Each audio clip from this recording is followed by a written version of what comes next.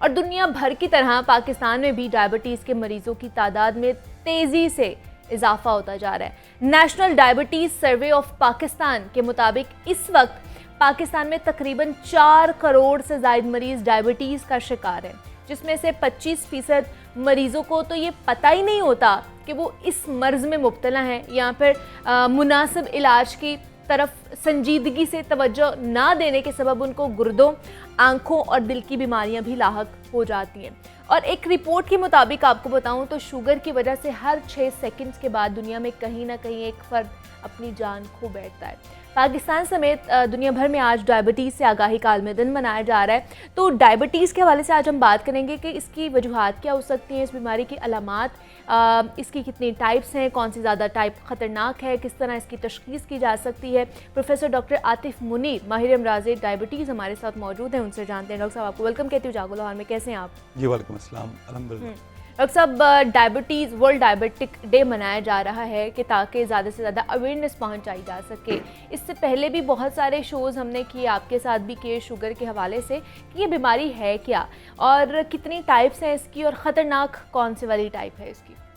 Thank you very much. देखिए, इसकी 2 types हैं। बेसिकली शुगर में होता है कि आपके जिस्म के हर खुली को शुगर की ज़रूरत है एनर्जी के लिए, रोज़मर्रा के कामकाज के लिए, ब्रेन को चाहिए, हार्ट को चाहिए। तो होता ये है शुगर में कि आपका जो जिस्म है उस शुगर को इस्तेमाल नहीं कर पाता, जिसकी वजह से खून में शुगर की मिकदार बढ़ जाती है और उसी की वजह से शुगर की अलामात आती हैं, जिसमें प्यास का ज़्यादा लगना, पेशाब का बार बार आना। अच्छा। या अगर बगैर किसी वजह के, बगैर कोशिश के वज़न कम होता जाए, या कभी कभार बहुत ज़्यादा थकावट फील होना। सो ये वो अलामात हैं जो शुगर की नुमाया अलामात में समझी जाती हैं। जहाँ तक टाइप्स की बात है, शुगर की 2 मेन टाइप्स हैं जिनको हम मेडिकल इस्तिलाह में टाइप 1 और टाइप 2 कहते हैं। जो शुगर जिसका भी आपने जिक्र किया कि हर चौथे पाकिस्तानी को इस वक्त शुगर का जो मर्ज़ है वो लाहक है। सो वो टाइप 2 शुगर है जो कि बहुत तेज़ी से बढ़ रही है। अच्छा। और बढ़ती जा रही है। जो टाइप 1 शुगर है वो ज़्यादातर हम बच्चों में देखते हैं, 7 से 10 साल की उम्र में या टीनेजर्स में। सो अगर किसी भी घर में कोई बच्चा मौजूद है जिसको प्यास, पेशाब या एकदम वज़न कम होने की अलामात आ रही हैं, तो वो टाइप 1 शुगर है। टाइप 1 शुगर का इलाज सिर्फ इंसुलिन से मुमकिन है, जबकि टाइप 2 शुगर जो कि बहुत बढ़ती जा रही है उसका इलाज बेसिकली परहेज़ या टैबलेट्स या कुछ लोगों को इंसुलिन की ज़रूरत भी पड़ सकती है। अच्छा, तो क्या दोनों के कॉजेज़ एक ही हो सकते हैं? टाइप 1 के होने के कॉज और है, वजूहात और हैं, टाइप 2 के और हैं? देखिए, टाइप 1 और टाइप 2 के कॉजेज़ जो हैं वो बिल्कुल फ़र्क हैं। ओके। टाइप 1 में बच्चों का जो लबलबा होता है, जिसको मेडिकल इस्तिलाह में पैनक्रियाज ग्लैंड कहते हैं, जो इंसुलिन बनाता है, जो वो हार्मोन है जो शुगर को एक ख़ास हद में नॉर्मल मिकदार में रखने में बड़ा बल्कि सबसे अहम रोल प्ले करता है।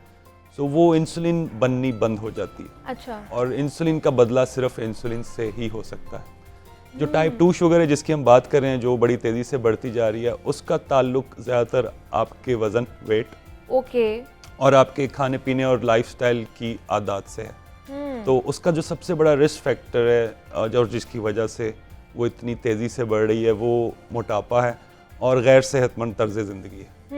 अच्छा, जैसे टाइप 1 आपने बताया कि बच्चों में ज़्यादा पाई जाती है और इसकी ब्रैकेट 7 to 12 है या इसके ऑनवर्ड है?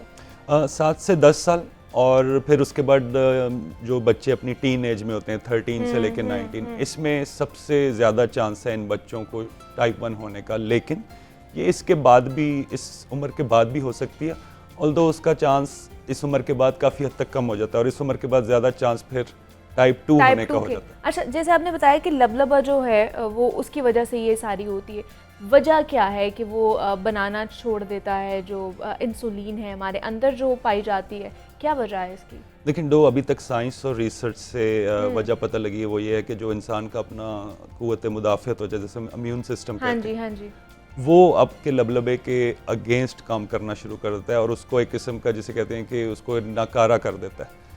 उसकी आगे एग्जैक्ट वजह क्या है, इस पे तो अभी रिसर्च जारी है, बहुत ज़्यादा काम हो रहा है। लेकिन अभी तक की साइंस और रिसर्च से सिर्फ यही पता लग सका है कि ये क़ुव्वत मुदाफ़अत के निज़ाम के लबलबे के अगेंस्ट काम करने की वजह से होती है। तो दूसरे डॉक्टर आतिफ, फिर ये क्या बच्चों में अगर पाई जाती है टाइप 1 डायबिटीज़, तो क्या सबके फिर सिमिलर साइंस एंड सिम्टम्स आएंगे या वेरी करते हैं? साइंस एंड सिम्टम्स तकरीबन सिमिलर होंगे। Okay. सो आपके चैनल के थ्रू पेरेंट्स को मैं ये मैसेज ज़रूर देना चाहूँगा कि अगर आपके बच्चे में ये अलामात आ रही हैं, और ये अलामात यूजली बच्चों में बहुत तेज़ी से आती हैं, बहुत जल्दी Okay. आती हैं, कुछ दिनों कुछ हफ्तों के अंदर।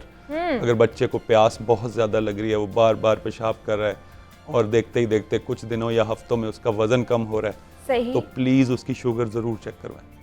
लेकिन ये क्या जेनेटिकली भी ट्रांसफ़र हो सकती है, या अर्ली एजेस में भी इसके साइंस एंड सिम्टम्स आ सकते हैं, या 7 के बाद ही आएंगे इसके साइंस? देखिए, जो मौरूसी एलिमेंट है वो टाइप 2 में ज़्यादा है बनिस्बत टाइप 1। Okay. टाइप 1 में मौरूसी एलिमेंट बहुत कम है, सही। 2 से 4%। जबकि जो टाइप 2 है, जिसकी हम बात कर रहे हैं, जो बहुत तेज़ी से बढ़ती जा रही है, उसमें मौरूसी एलिमेंट तकरीबन 15 से 20% है। लेकिन ये टाइप 2 या मोटापे वाली शुगर की सबसे बड़ी वजह नहीं है। सबसे बड़ी वजह वही है गैर सेहतमंद तर्ज ज़िंदगी और वज़न का एक ख़ास हद से ज़्यादा होना। लेकिन मैंने ऐसे भी बहुत से लोग देखे हैं जिनकी फैमिली हिस्ट्री भी नहीं होती है शुगर की, उनका मतलब बैलेंस डाइट भी होती है और उनका वेट भी इतना ज़्यादा नहीं होता है, लेकिन फिर भी वो प्री डायबिटिक के तौर पर तशख़ीस हो जाती है उनकी, तो उसकी क्या वजह आपको लगती है? देखिए, कुछ वजूहात जो हैं अभी भी, क्योंकि रिसर्च जारी है, कुछ लोगों में जैसे आप बता रही हैं ना कि उनकी फैमिली में शुगर होती है, हाँ। उनका वजन भी जो है वो मेंटेन होता है। एग्जैक्टली, और उनका जो तर्ज ज़िंदगी है वो भी कोई इतना गैर सेहतमंद नहीं होता, लेकिन फिर भी होती कुछ चीज़ें जो अभी तक रिसर्च से एग्जैक्टली उनकी वजह पता नहीं लग सकी। लेकिन ये जो प्रोपोर्शन है लोगों की जिनमें ये सब कुछ होता है, ये काफ़ी कम है। जो मेन प्रोपोर्शन है या जो मेन नंबर है उन लोगों में जिनमें शुगर ये टाइप 2 होती है, वो ज़्यादातर ओवरवेट होते हैं या उनकी फैमिली में शुगर चल रही होती है। अच्छा, ये स्ट्रेस का लेवल भी होता है इसमें कि वो भी आप जब बहुत ज़्यादा लेते हैं तो उसकी वजह से भी चीज़ें जो है वो ड्रैग होना शुरू हो जाती हैं, या फिर आपको बहुत सारी बीमारियां जो है वो लाहक होना शुरू हो जाती हैं?